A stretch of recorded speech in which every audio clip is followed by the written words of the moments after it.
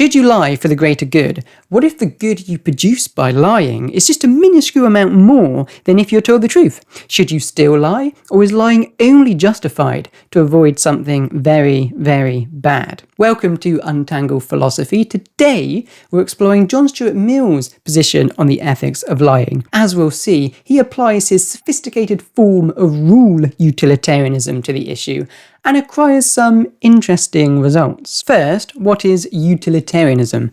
Put basically, utilitarianism is an ethical theory that argues that we ought to act so as to produce the greatest happiness or pleasure for the greatest number, known as the principle of utility. Mill's discussion on lying occurs in his book called Utilitarianism. Although published in 1863 in its complete form, the theory of utilitarianism is still prominent today, in which there is now a number of variations. Mill articulates the principle of utility as actions are right in proportion as they tend to promote happiness, wrong as they tend to produce the reverse of happiness.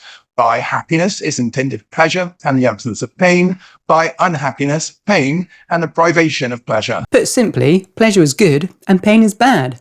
For Mill, we act morally when we perform the action whose consequences tend to maximise pleasure and minimise pain. You see the appeal, right? We like to be happy, we don't like to be in pain. But what does this mean for lying? To understand that, we need to explore the thought of Mill's predecessor, Jeremy Bentham, and see what was wrong with his early form of utilitarianism. Classical forms of utilitarianism can be interpreted in two different ways, as an act theory or as a rule theory.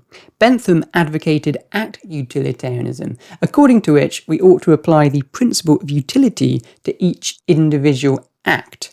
If telling the truth produces the most pleasure, tell the truth. If, on another occasion, lying produces the most pleasure, then lie. At first, this seems intuitive. We may agree that lying is justified on occasions where significant good would be produced, such as lying to save someone's life. But act utilitarianism would justify lying over telling the truth, even for the smallest gain in pleasure. And here lies the problem. Imagine you tell me a personal secret and ask me not to share it.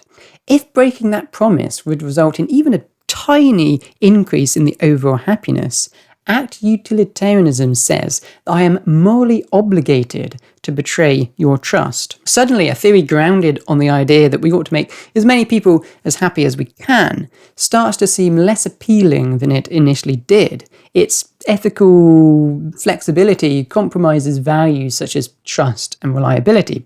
Think for a moment, would you share your secrets with a known Benthamite act utilitarian? Mill recognises this issue and so implements safeguards in his version of utilitarianism. Unlike act utilitarianism, Mill's rule utilitarianism focuses on broader principles.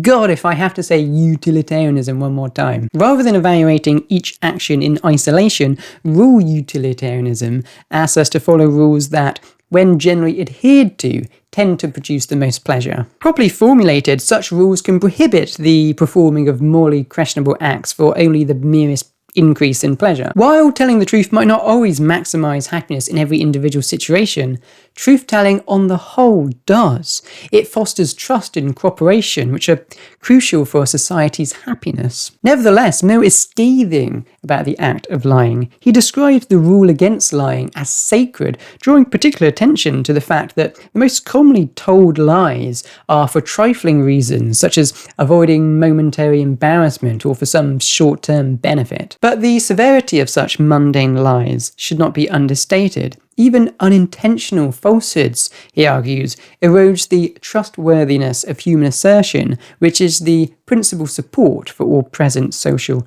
well-being. How much worse, then, to purposefully lie? A lack of veracity, Mill says, There's more than any one thing that can be named to keep back civilization, virtue, and everything on which human happiness on the largest scale depends. In other words, lying isn't just a minor moral lapse. What makes lying so immoral is its detrimental effect on human trust and communication, and therefore its potential to undermine the social fabric that is so vital for our continued happiness. He who lies For the sake of a convenience to himself or to some other individual does what depends on him to deprive mankind of the good and inflict upon them the evil, and acts the part of one of their worst enemies. But what about extreme cases, such as lying to save someone's life? Mill concedes that there must be exceptions to the rule against lying. This does not mean that there's anything wrong with the rule to begin with, or with the theory as a whole. The necessity of exceptions merely reflects the complexity of human life. So, what is this exception?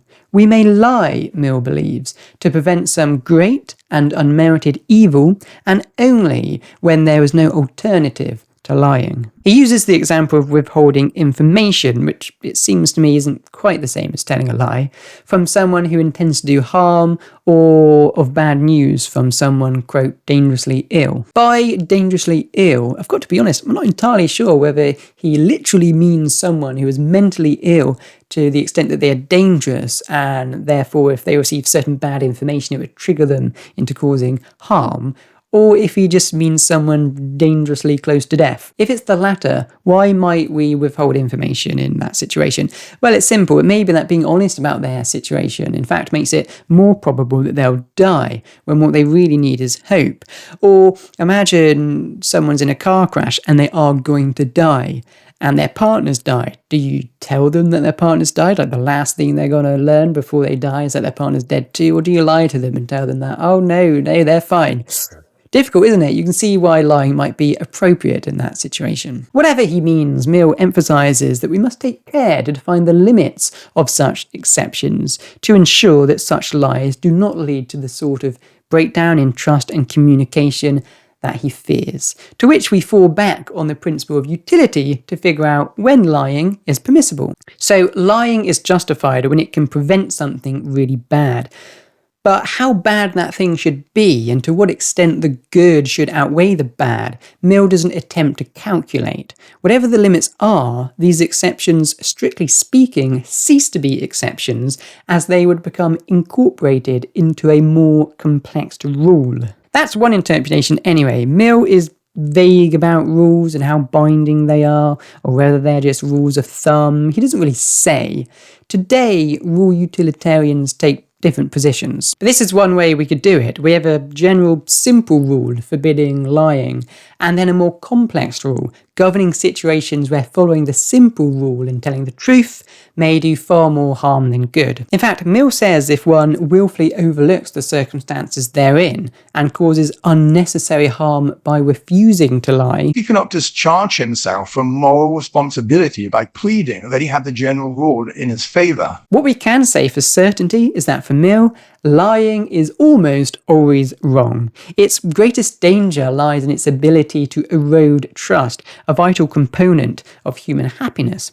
A society without trust, where friends, colleagues, doctors, and politicians can't be relied upon, severely limits our ability to flourish. While honesty ought to be our default policy, we can of course lie, but only in rare and extreme cases where it is the only way to avert great and unmerited evil. What do you think about Mill's position on lying? If you've been following my series, we've explored Augustine, who is completely against lying, and Plato, who thinks that we should convince everyone that they have metal mixed in their soul.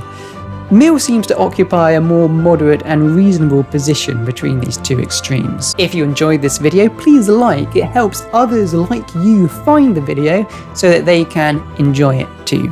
Thank you for watching. See you next time.